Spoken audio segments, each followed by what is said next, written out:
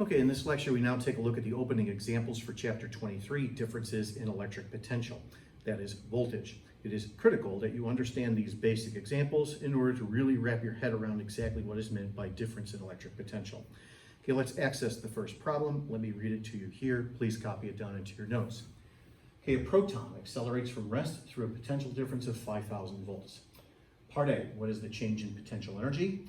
Part B, what is the proton's final speed? The proton's mass is 1.67 times 10 to the minus 27 kilograms, and its charge, which is positive, is 1.6 times 10 to the minus 19 coulombs.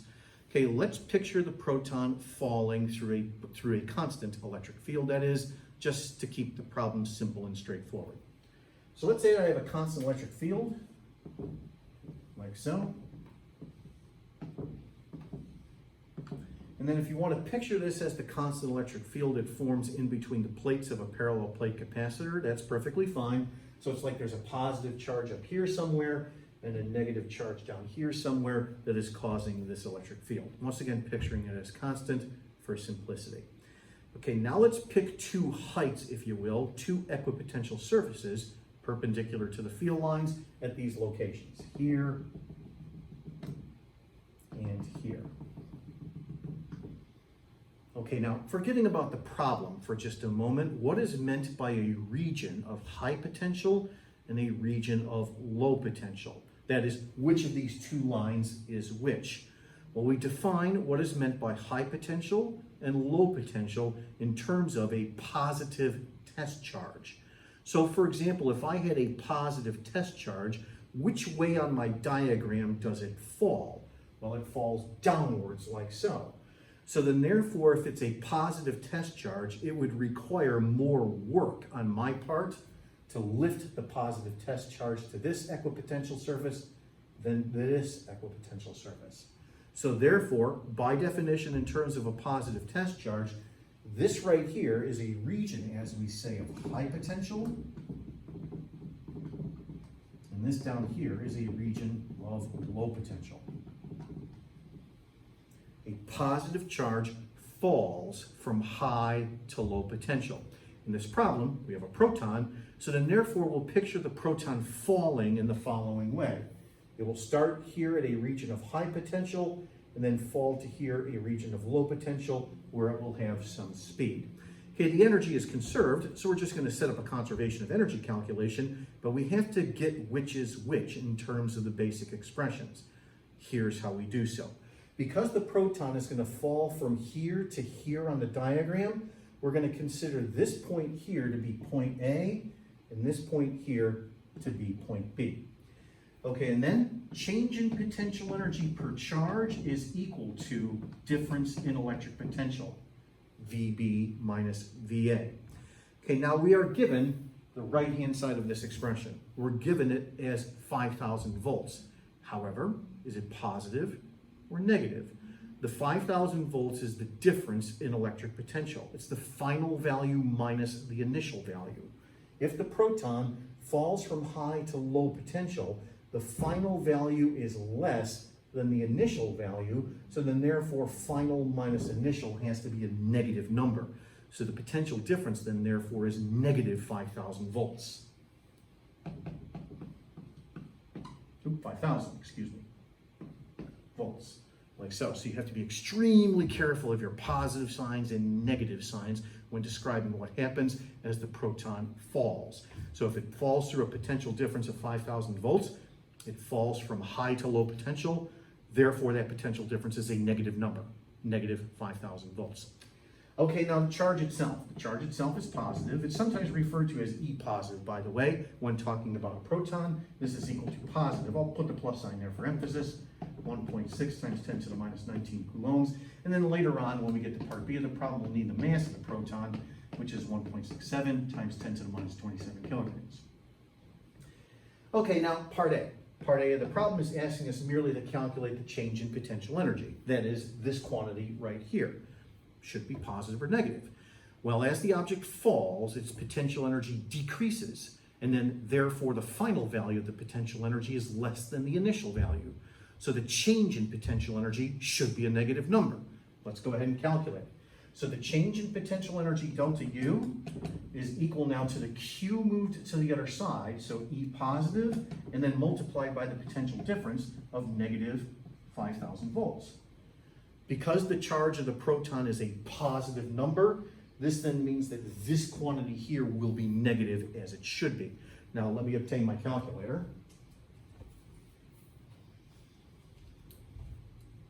Okay, and now let's go ahead and calculate. So we have the charge of the proton, so 1.6 times 10 to the minus 19, and then multiplied by negative 5,000 volts.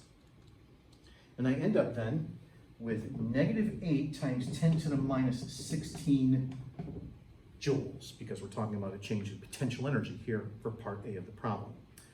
Okay, now in part B of the problem, we're going to calculate the proton's final speed. We'll just do so by using conservation of energy. Okay, so conservation of energy, 0 equals delta K plus delta U. So then therefore, the final kinetic energy first is 1/2 mv squared minus the initial kinetic energy the object starts at rest, and then plus the change in potential energy, which we already know numerically to be that value. So plus the negative 8 times 10 to the minus 16 joules. And now what we do is we just solve for the speed v. So move this to the other side, it becomes positive when we do, like so.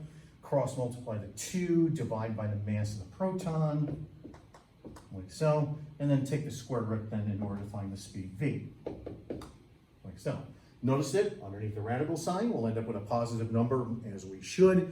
If you don't, this probably means that you got the potential difference backwards. You messed up your positive signs and negative signs.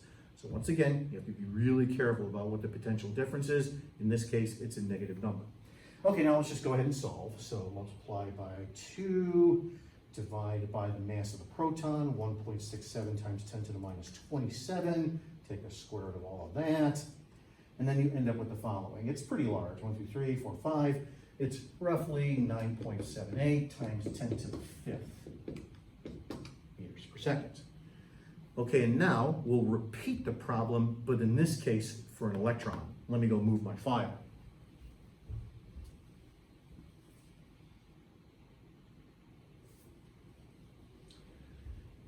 Okay, so now for the electron, we're going to repeat the problem. The electron, however, has the same charge, but negative as the proton, and its mass is about 1/10,000th that of the mass of the proton. It's 9.11 times 10 to the minus 31 kilograms. Okay, let me erase everything here except for the diagram in order to describe.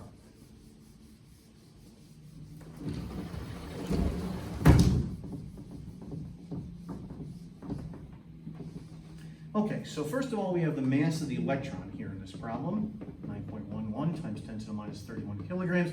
This immediately means, by the way, that when we get to the end of the problem and calculate the speed, it's going to be different than the speed of the proton. Okay, and then the charge of the electron, usually referred to as E minus, is a negative number, negative 1.6 times 10 to the minus 19 coulombs. Okay, now let me erase here on our diagram A and B.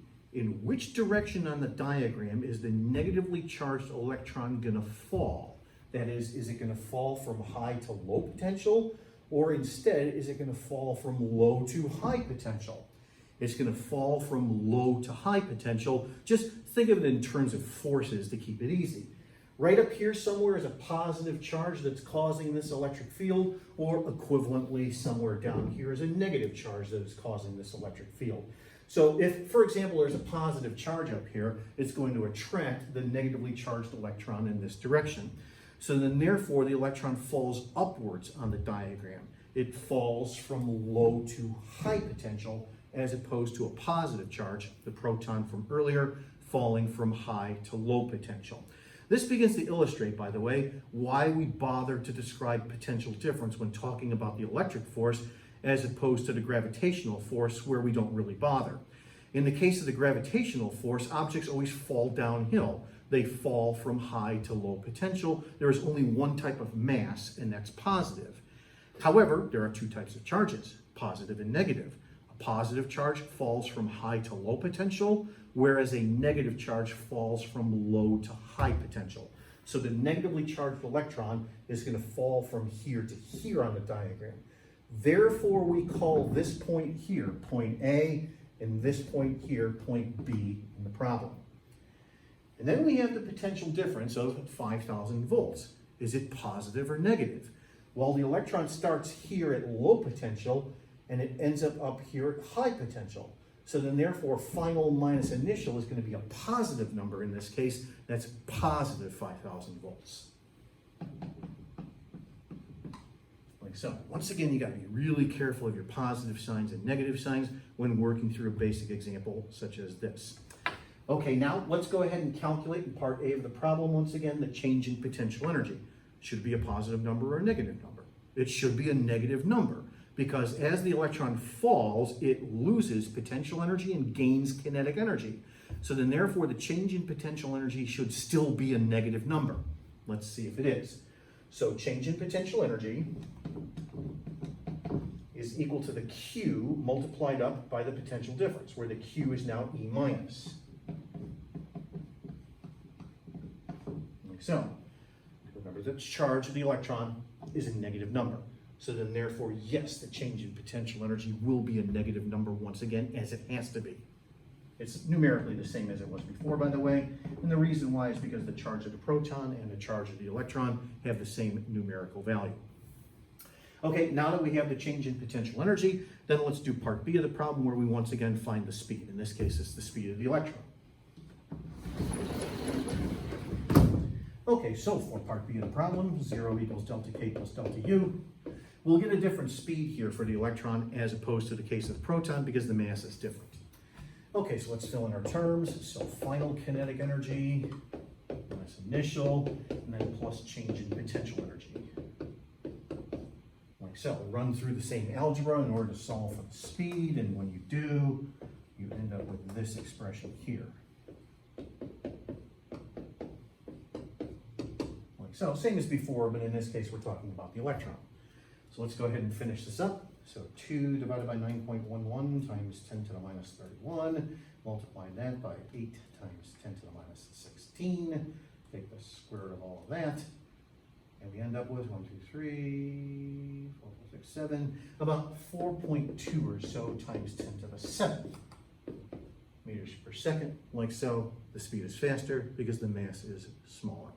Okay, I'll conclude this video here. We'll go on to the next examples in the next video.